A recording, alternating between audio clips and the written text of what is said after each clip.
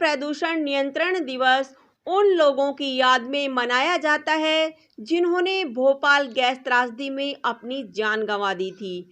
उन मृतकों को सम्मान देने और याद करने के लिए भारत में हर वर्ष 2 दिसंबर को मनाया जाता है।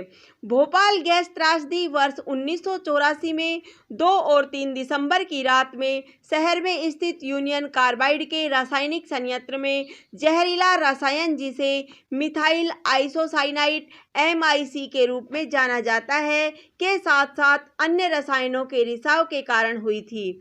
रिपोर्ट के मुताबिक 5 लाख से अधिक लोगों की जो 2259 के आसपास तुरंत मर गए। MIC की जहरीली गैस के रिसाव के कारण मृत्यु हो गई। बाद में मध्य प्रदेश सरकार द्वारा ये घोषित किया गया कि गैस त्रासदी से संबंधित लगभग 3787 लोगों की मृत्यु हुई थी। अगले 72 घंटों में लगभग 8000 से 10000 के आसपास लोगों की मौतें हुई। वहीं बाद में गैस त्रासदी से संबंधित बीमारियों के कारण लगभग 25,000 लोगों की मौत हो गई। ये पूरे विश्व में इतिहास की सबसे बड़ी औद्योगिक प्रदूषण आपदा के रूप में जाना गया, जिसके लिए भविष्य में इस प्रकार की आपदा से दूर रहने के लिए गंभीर निवारक उपायों की आवश्यकता है। गैस त्रासदी के कारक कई छोटे ड्रमों में भंडारण के स्थान पर बड़े टैंक में MIC भंडारण, कम लोगों की जगह में अधिक खतरनाक रसायनों MIC का प्रयोग, संयंत्र द्वारा 1980 के दशक में उत्पादन के रोके जाने के बाद गैस का खराब संरक्षण, पाइपलाइनों में खराब सामग्री की उपस्थिति, विभिन्न सुरक्षा प्रणालियों के द्वारा सही से काम न करना, ऑपरेशन के लिए संयंत्रों के स्थान पर हाथ से काम करने पर निर्भरता, विशेषज्ञ ऑपरेटरों की कमी के साथ ही आपदा प्रबंधन की योजना की कमी है। राष्ट्रीय प्रदूषण नियंत्रण दिवस क्यों मनाया जाता है? हर साल राष्ट्रीय प्रदूषण नियंत्रण दिवस मनाने के प्रमुख कारकों में से एक औद्योगिक आपदा के प्रबंधन और नियंत्रण के साथ ही पानी, हवा और मिट्टी के प्रदूषण, औद्योगिक प्रक्रियाओं या मैनुअल लापरवाही के कारण उत्पन्न की रोकथाम है। सरकार द्वारा पूरी दुनिया में प्रदूषण को गंभीरता से नियंत्रित करने और रोकने के लिए बहुत से कानूनों की घोषणा की गई।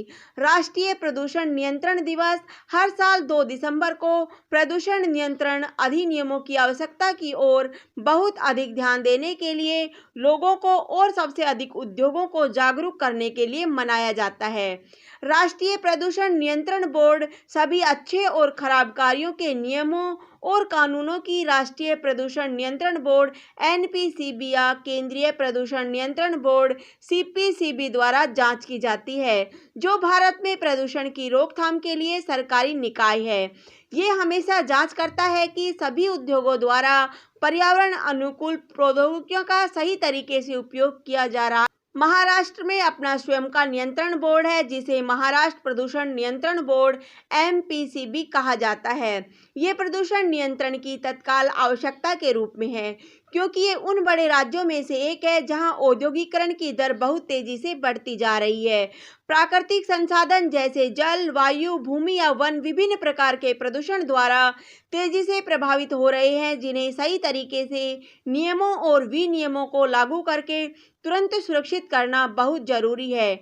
नियंत्रण के क्या उपाय हैं? शहरी अपशिष्ट जल उपचार और पुनः उपयोग परियोजना, ठोस अपशिष्ट और उसके प्रबंधन का वैज्ञानिक उपचार, अपशिष्ट के उत्पादन को कम करना, सीवेज उपचार सुविधा, कचरे का पुनः उपयोग और अपशिष्ट से ऊर्जा उत्पादन, जैव चिकित्सा, अपशिष्ट उपचार सुविधा, इलेक्ट्रॉनिक कचरे की उपचार सुविधा, जल आपूर्ति परियोजना, संसाधन रिकवरी परियोजना, ऊर्जा की बचत परियोजना, शहरी क्षेत्रों में खतरनाक अपशिष्ट प्रबंधन, स्वच्छ विकास तंत्र पर परियोजनाएं।